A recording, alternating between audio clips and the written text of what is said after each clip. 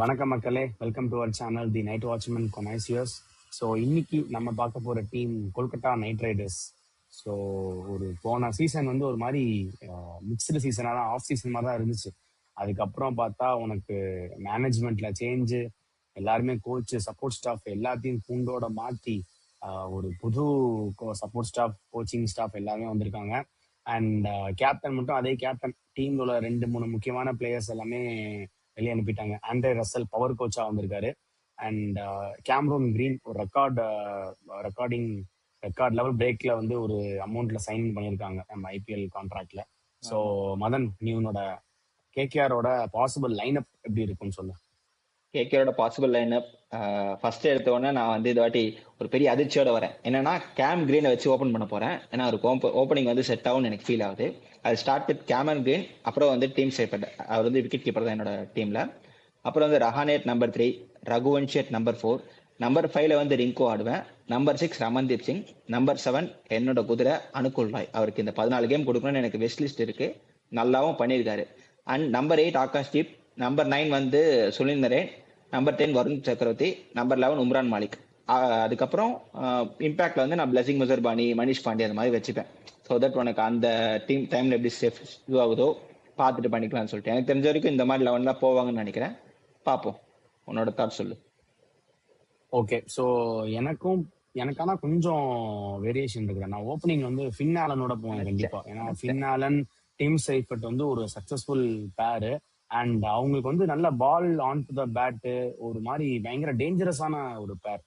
So அந்த world கப்ல அந்த சக்சஸை வந்து அவங்க இதுலயுமே யூட்டிலைஸ் பண்ணிக்கலாம். 2 பேரும் பயங்கரமா ஆடிட்டு இருக்காங்க. டு பி ஃபாலோட் பை வந்து நீ கிரீனோ, ரஹானே வச்சு கிரீன் டூடோனோ, ரகுவன்ஷி, அப்புறம் ரிங்கோ, ரமன்தீப், இவங்க அந்த மிடில் ஆர்டர்ல கொஞ்சம் கன்சல்ட் பண்ற மாதிரி இருக்கும்.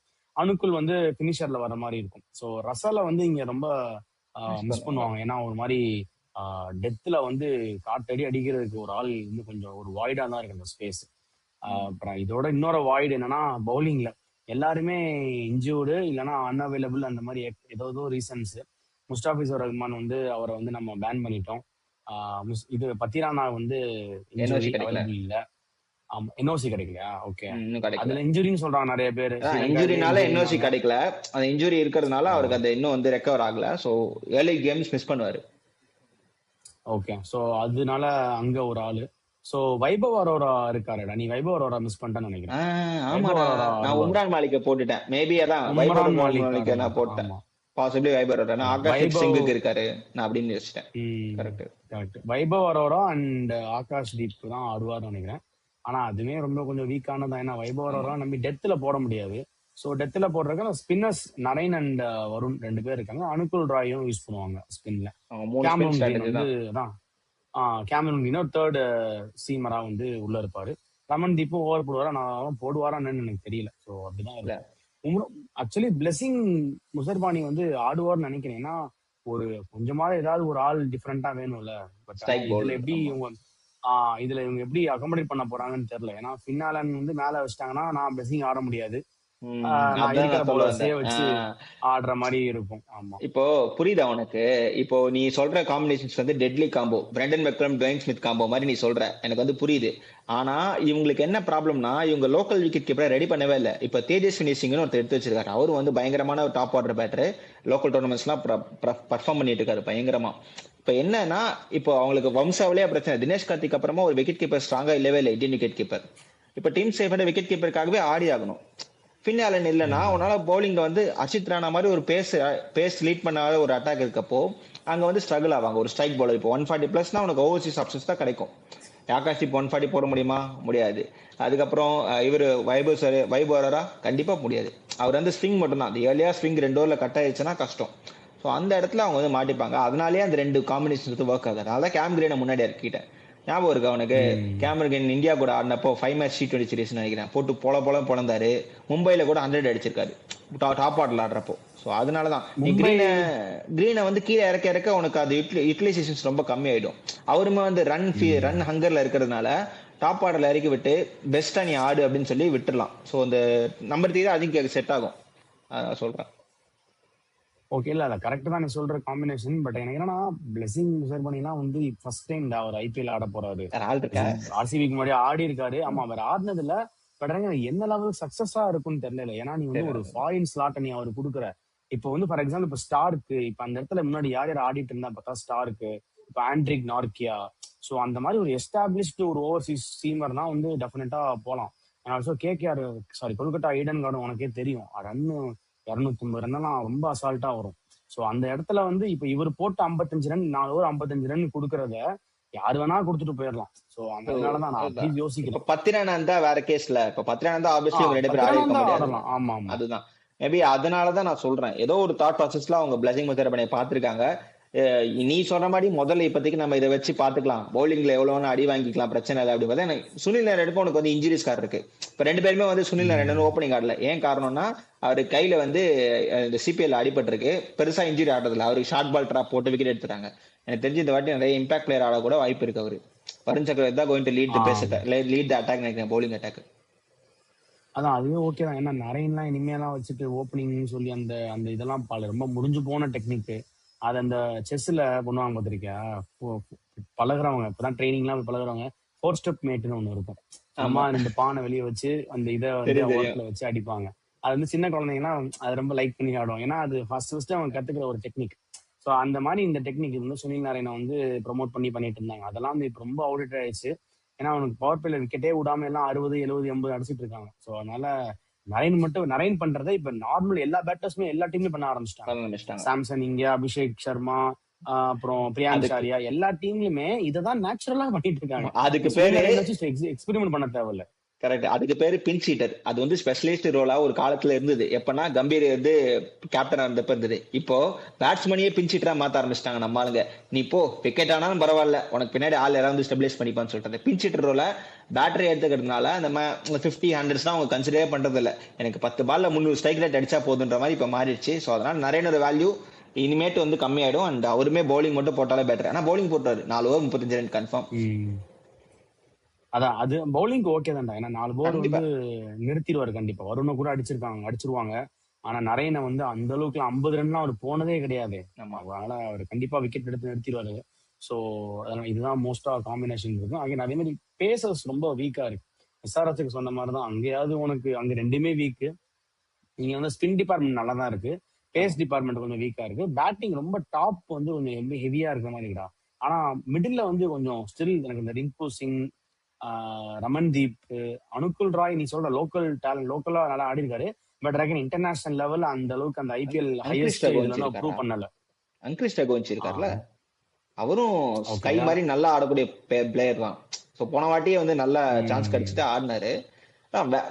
உனக்கு வந்து ஏதாவது ஒரு இடம் தான் ஓட்டையில, ஒரு இடத்துல தான் உன்னால அடைக்க முடியும், எல்லா ஓட்டையும் உன்னால அடைக்க முடியாது. இவங்களை பொறுத்த வரைக்கும் அந்த மொதல் டாப் 3 இப்ப அஜின்கா வந்து நல்ல சைட் மிஸ்டர் டிராஃபி, சும்மா சொல்லக்கூடாது. அவர் வந்து டெஸ்ட் பேட்ஸ்மேன் அப்படின்ற மாதிரி ஆடல. சைட் மிஸ்டர் டிராஃபில கரெக்டா நம்பர் 3ல பயங்கரமா ஆடிட்டு இருந்தாரு. அவர் ரோலை கரெக்டா பண்ணிடுவாரு. கரெக்டா எனக்கு வந்து 20 பாலுக்கு 40 ரன் அப்படின்ற மாதிரி 4 அடிச்சு கிளியர் பண்ணிடுவாரு. அண்ட் 6ம் நல்லா அடிக்க ஆரம்பிச்சிருக்காருன்றப்போ உனக்கு டாப் ஹெவி. ரிங்கு சிங் மேல உனக்கு நிறைய ப்ரெஷர் இருக்கும். ரசலோட ரோல வந்து ரிங்கு சிங் சேர்த்து பண்ற மாதிரி இருக்கும். ரோமன் பவுலும் வச்சிருக்காங்க, மேபி அதை கூட சான்ஸ் இருக்கு. பட் வேர்ல்ட் கப்ல ரோமன் பவுல் வந்து பெருசா நான் எக்ஸ்பெக்ட் பண்ணேன் தலைவர் ரசலுக்கு ரீப்ளேஸ்மெண்டா பாவான்னு பார்த்தா ரொம்ப ஸ்லோவா ஆட ஆரம்பிச்சிட்டாரு. பனிஷ் பாண்டிய மாதிரி ஆட ஆரம்பிச்சிட்டாரு. இல்ல இன்னொன்னு நான் ஏன் ரகுவன்ஷி மேல இந்த கொஸ்டின் வைக்கிறேன்னா, நீ நல்லா பாத்தீங்கன்னா ரகுவன்ஷி வந்து டாப் ஆஃப் தி ஆர்டர்ல ஆடினா அவர் சூப்பரா ஆடிட்டு இருந்தாரு. புரியுது. ஆனா இப்ப வந்து அவரு கொஞ்சம் மிடில் ஆர்டர்ல வராருடா, 4-5ல வராரு. சோ அந்த டைம்ல வரும்போது அவருக்கு பவர் பிளே எல்லாம் முடிஞ்சிரும். அவர் நீ பால் 1ல இருந்து டேக் ஆன் பண்ற மாதிரி இருக்கும். ஒரு பவர் ஹிட்டர் அந்த மாதிரி ரோல் இருக்கும். அத எப்படி இந்த ஆயுஷ் பதோனி, அங்கிரீஷ் ரகுவன்ஷி, சோ இந்த மாதிரி பிளேயர்ஸ் எல்லாம் பவர் ஹிட்டர் கிடையாது, டெக்னிக்கா ஆடுறாங்க. அவங்களுக்கு வந்து இந்த பவர் பிளேஸ் அந்த மாதிரி கொஞ்சம் இருந்துச்சுன்னா அவங்க அபிஷேக் பொரல் நம்ம டிசில இருந்து, சோ இந்த மாதிரி பிளேயர்ஸ் எல்லாம் ஒரு similar kind of skill set உள்ள பிளேயர்ஸ். சோ அவங்க பவர் பிளேல இருந்து கொடுத்தா நல்லா இருக்கும். ஆனா திடீர்னு தூக்கி மிடில் ஆர்டர்ல கொடுத்து 12வது ஓவர்ல உள்ள போனா அவரால் அடிக்க முடியுமா, 2 6 கிளியர் பண்ணுவாரா, அதுதான் எனக்கு டவுட்டா இருக்கு. பவர் பிளேல நல்ல பிளேயர் தான், போனது பவர் நல்லா ஆடினாரு. சோ அதுதான் கொஞ்சம் யோசிக்கிறேன் நான். அதான் அந்த ஸ்கில் இருக்க பிளேயர்ஸ் மேல இருக்காங்கல்ல. இப்ப நீ உனக்கு டீம் சேஃபர்டே கை வைக்க முடியாது. அஜில்கா வேணா கேப்டன், அவர் அங்கதான் ஆடியணும். நான் சொன்ன அதுதான். சோ அது இருக்கிறதுனால சாக்ரிஃபைஸ் பண்ணி தான் ஆகணும். யங்ஸ்டரா இருக்காரு. பட் இந்த மாதிரி டைம்ல ப்ரூவ் பண்ணாதான் உனக்கு வேணா உனக்கு ஸ்லாட்டுமே நம்பர் 4 வந்து ஒரு எப்படி சொல்றது, எப்படி வேணா மாறும். உனக்கு டக்குன்னு 3 விக்கெட் வந்து ஃபுட்பால் ஸ்கோர் கார்டு வந்தாலும் ப்ரொடெக்ட் பண்ற மாதிரி இருக்கணும். சோ அந்த மாதிரி பிளேயரு, சோ இந்த மாதிரி ஆள் வந்து ப்ரொடெக்ட் பண்ணா பெட்டரா இருக்குன்னா உங்களுக்கு வேற ஆளும் கிடையாது. அவங்க எப்பவுமே மனிஷ் பாண்டே இம்பாக்ட் வச்சுப்பாங்க தேவைப்பட்ட இறக்கிறதுக்குன்னு சொல்லிட்டு. பட் எனக்கு அவங்க வேணா ஹோம் கண்டிஷன் வேணா ஒரு நல்ல ஸ்பின் ஃப்ரெண்ட்லியா மாத்திட்டு யார் வந்தாலும் வந்து மாட்டிக்கிற மாதிரி அந்த 3 ஸ்பின்னரை வச்சு அவங்க முடிச்சிடலாம். வருண் சக்கரவர்த்தி, சுனில் நரேன், அப்புறம் அனுகுல் ராய். வேணும்னா அங்க ஸ்பின் ஹிட்டர்ஸ் அவங்களுக்கு இல்ல, மாட்டிப்பாங்க. இங்க பண்ணலான்னு பார்த்தா அங்க ஸ்பின் ஹிட்டர்ஸ் பெருசா உனக்கு நடுவில் மிடில் ஆர்டர்ல யாரும் கிடையாது. எனக்கு அங்கிரிஸ் ரகுவன்ஷி பெட்டரா அதுதான். ஸ்பின் ஆடுவாரு, but Rinku Singh not used to spin. So அந்த இடத்துல மாட்டிப்பாங்க. ஸோ அதை எப்படி டேக்கிள் பண்ண போறாங்க? அண்ட் ஹர்ஷித் ராணாவோட ஆப்ஷன்ஸை ஃபில் பண்றது ரொம்ப ஒரு கஷ்டமான விஷயம். இம்ரான் மாலிக் 150 போட்டுடலாம். ஆகாஷ் தீப் அவர் பவர் பிளேல போட்டுருவாரு, டெத் ஓவர் அடி வாங்கிடுவாரு. நிறைய ஹோல்ஸ் இருக்கு. கரெக்ட். அண்ட் அவங்க ரொம்ப பாவம்டா. 64 கோடியில் வந்துட்டு நம்ம ஆக்ஷன் முடிஞ்சப்போ பயங்கரமா பேசணும். இப்ப பார்த்தா ஐயோ தெரு கோடியில நிக்கிறானுங்க, என்ன ஆளே இல்லை எங்களுக்கு யாராவது வந்து ஆடுங்கிற மாதிரி இருக்காங்க. பாவமா இருக்கு. பாப்போம். அட்லீஸ்ட் முஸ்டாபிசர் இருந்தா ஏதாவது ஒரு சைடுல கண்டெயின் பண்றதுனால நல்லா இருந்திருக்கும். முஸ்டாபிசரும் அதுவுமே இல்ல, இல்லை. பத்திரானாவும் இல்ல, யாருமே இல்லைன்னா கொஞ்சம் பரிதாபமா தான் இருக்கு. கிரீன் வராதான்னு தெரியல இது வரைக்கும். ஏன்னா டெத்துல யாருமே போட முடியாதா? உம்ரான் ஆமா, மாலிக் போட முடியாது, வருண் சக்கரவர்த்தி ஆகாஷ் தான். தீப் சான்ஸே கிடையாது, பிளஸிங் முஷர்பானி என்ன போடுவாரான்னு தெரியல. அதுக்கப்புறம் நீ வைபவ் வரவரெல்லாம் நீ சான்ஸே கிடையாது. சான்ஸே முதல் கிடையாது. ஓவர்லயே போறது போல பொழந்தோம். அதனால அவங்க டெத் எல்லாம் கொஞ்சம் ரொம்ப டைட்டா யோசிச்சுதான் வரணும். ஏதாவது ஐடியா வருண் பண்ணி தான் சக்கரவர்த்தி தான் வரணும் டெத்துல. யோசிக்கணும். வருண் சக்கரவர்த்தி தான் 19th வரைக்கும் 16 19 வருண் சக்கரவர்த்தி போடுற மாதிரி வச்சுக்கிட்டு மத்த அங்கங்க ஃபில் பண்ற மாதிரி போடணும். டெத் யாருமே கிடையாது. இப்ப என்ன கேள்வி எனக்கு என்னன்னா, வேர்ல்ட் கப்லயே வந்து வருண் வந்து ஒரு மாதிரி சப்போர்ட் பண்ற மாதிரி தான் எல்லா டீமே டேக் ஆன் பண்றாங்க. அதே டெக்னிக்கை டெஃபினட்டா ஐபிஎல்லையும் எடுத்துட்டு வருவாங்க. ஏன்னா ஆமா, எல்லா கண்டிப்பா. இதுவுமே highest level of analytics coach support staff இருக்காங்க. ஸோ அவங்க என்ன இது டெக்னிக்கை யூஸ் பண்றாங்களோ அதே டெக்னிக் இப்போ சென்னையெல்லாம் வந்தா பிரெவிஸை விட்டு காட்டும்பாங்க. இப்ப ஆமா, அங்க போனா ஜாஸ் பட்லரை விட்டு ஜாஸ் அடிம்பாங்க, பட்லர். ஜேக்கப் பட்லரை விட்டு அடிம்பாங்க. ஸோ அதான் எல்லாருமே அந்த ஸ்ட்ராட்டஜியோட தான் வரப்போறாங்க. நீ உள்ள வந்தாலே உன பால் ஒன்லே நான் 2 6 அடிக்க போறேன், உனக்கு கை இழுத்துக்கும் ஷார்ட்டா போட போறேன், நான் திருப்பி ஆட போறேன் அப்படிங்கிற மாதிரி தான் அவங்க யோசிப்பாங்க. ஸோ இந்த சீசன் வந்து நான் வருண் சக்கரவர்த்தி நான் வாட்ச் அவுட் பண்ணுவேன். ஏன்னா இத்தனை நாள் வந்து அவர் மாதிரி நம்பர் எக்ஸ்போஸ் ஒன் ஆயிட்டாரு. பவுலர் அந்த கெத்திலே இருந்துட்டு போயிட்டாரு. இப்போ இந்த சீசன் வந்து அவருக்கு ஒரு சம சீசனா இருக்கும். ரியலாவே அவர் வந்து வேற ஏதாவது ஒரு பாலை வச்சு அவர் இது பண்றாரா, இல்ல அவர் மாட்டிக்கிறாரா அப்படிங்கிறதுக்கு இது ஒரு பயங்கரமான ஒரு சீசனா இருக்கும் for Varun Chakravarthy. And look out for. பாப்போம். Expose super. இப்போ ஆயிட்டாரு. அடுத்த செக்மெண்ட். பாப்போம் எப்படி ஆமா, இருக்குன்னு சொல்லி. அடுத்த செக்மெண்ட் வந்துடலாம். ஸோ இவங்க எப்படி அவுட் ஆஃப் 100 போவாங்களா மாட்டாங்களா? அதான் என்ன சொல்றது, இவங்களும் வந்து நான் வந்து 60 ரேடர்ல தான் வைக்கிறேன். நான் என்ன சொல்றேன்னா 60 to 65னா கொஞ்சம் கஷ்டம் தான். ஜஸ்ட் பிகாஸ் அவங்க வந்து நீ சொல்ற மாதிரி எஸ்ஆர்எஸும் இவங்களும் மேட்ச் ஆடுறப்ப தான் தெரியும் 2 பேர்ல யாரா பெஸ்டா இருக்காங்கன்னு சொல்லிட்டு. ஸோ அந்த மாதிரி தான் ஆல்மோஸ்ட் சிமிலர் தான். அவங்களுக்கு வந்து அந்த பவுலிங் ஃபேக்டர்ஸ் ரொம்ப அஃபெக்ட் ஆகிறதுனால ரொம்ப கஷ்டம். பத்திரானா வந்து கொஞ்சம் சீக்கிரமா 2-3 கேம்ல உள்ள வந்துட்டாருன்னா கொஞ்சம் பிடிச்சி போட்டுடலாம். ஆனா அவர் நல்ல ஃபார்ம்ல இருந்தாரு இங்கிலாண்டோட T20ல பார்த்தப்ப கூட. அப்படி இல்லைன்னா அவங்க ரொம்ப ஸ்ட்ரகிள் ஆவாங்க. ஓவர்ஸ் ஃபினிஷ் பண்றதுக்கே ஆள் இல்லாம போயிடும். எக்ஸப்ட் சுனில் நரேன், வருண் சக்கரவர்த்தி, மற்ற யாரும் ஓவர்ஸ் ஃபினிஷ் பண்ண முடியாது. அதனால ஐம் கிவிங் 60. குவாலிஃபை ஆக மாட்டாங்கன்னு தான் பாக்குறேன். ஏன்னா பத்திரானா ரொம்ப கஷ்டம். சரி, ஓகே, சூப்பர் ராமன். இப்போ என்னோட இது நான் வழக்கம் போல கடைசியில சொல்றேன். ஸோ இதோட இப்போ நம்ம இந்த வீடியோவை முடிச்சுக்கலாம். நல்ல டீம் தான் KKR. ஸோ வெயிட் பண்ணி பார்ப்போம் எப்படி பெர்ஃபார்ம் பண்றாங்க ஆன் கிரவுண்ட் அப்படின்ட்டு. ஸோ தேங்க்யூ ஸோ மச் மக்களே. பாய்.